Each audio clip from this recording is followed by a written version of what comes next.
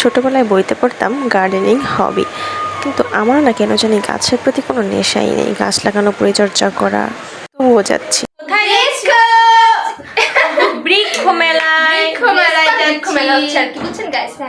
সেটা হচ্ছে বেস্ট পার্কে, মানে বঙ্গবন্ধু উদ্যানে, যেটা নিয়ে এখন আন্দোলন হচ্ছে বঙ্গবন্ধুর নামটা সরানোর জন্য।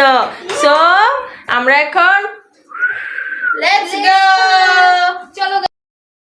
কিন্তু এই জিনিসগুলো আমার ভীষণ ভালো লাগে। আমার বাসায় অনেকগুলো আমি কালেক্ট করেছি।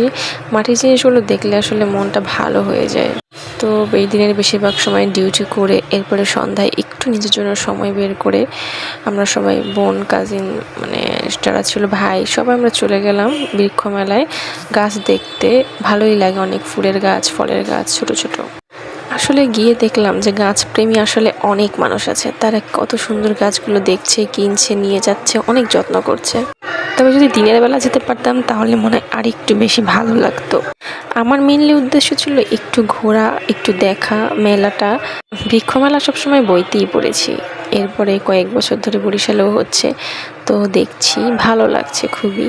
এরপরে মেলায় যাব আর খাবো না স্ট্রিট ফুড, আই লাভ ইট।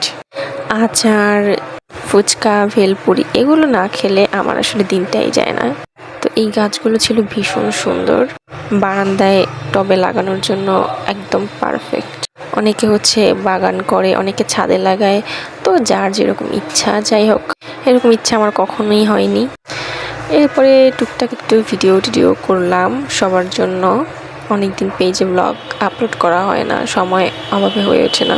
তো ছোট ছোট হচ্ছে গাছগুলোতে ফল ছিল, ফুল ছিল, দেখতে এত সুন্দর লাগছিল। আর গাছ আসলে আমার ভালো লাগে না বলতে, গার্ডেনিং ভালো লাগে না, বাট দেখতে ভীষণই ভালো লাগে। আর যদি থাকে এত সুন্দর সুন্দর কিউট বলা যায় না, বাট আমি বললাম কি সুন্দর ফলগুলো। তো আমি একদম ভিতরে চলে যাচ্ছিলাম।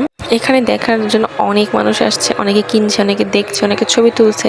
তো যাই হোক, একটু ভালো লাগা, ইগনোর মাই কামলা লুক। কারণ ডিউটি করে তারপরে গেছিলাম দেখতে। যাই হোক, আমার ভয়েসের অবস্থা খুবই খারাপ, ঠান্ডা লাগছে প্রচুর, অর্ধেক ভয়েস ছিল। হ্যালো গাইস, দেখুন আমাদের সাথে কে অ্যাড হয়ে গেছে, এই যে মিলন। আমরা এখন গাছ কিনবো, গাছ। আসলে একটু মিথ্যা কথা, পুরো ও শুধু দেখে, কেনে না। সুন্দর না? দেখেন গাছটা সুন্দর না? ওই যে দেখুন গাইস, এই একটা পাগল। ও আমার জন্য সবাই দোয়া করবেন, আমি যেন বেশি বেশি ব্লগ আপলোড করতে পারি আপনাদের জন্য। এই হচ্ছে আমার ভাই, মেনলি সেদিন আমার ভাই আমাদের নিয়ে গেছিলো, ট্রিট দিছিল।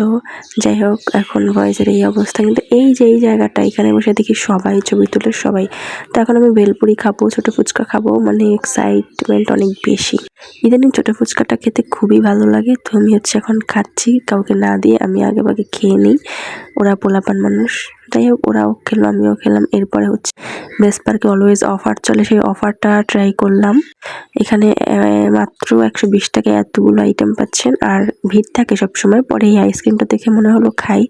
ছোটোবেলায় এগুলো অনেক খেতাম, যখন আইসক্রিম যেত এলাকা থেকে, 5 টাকা করে ছিল, ভালোই লাগতো। আল্লাহ হাফেজ।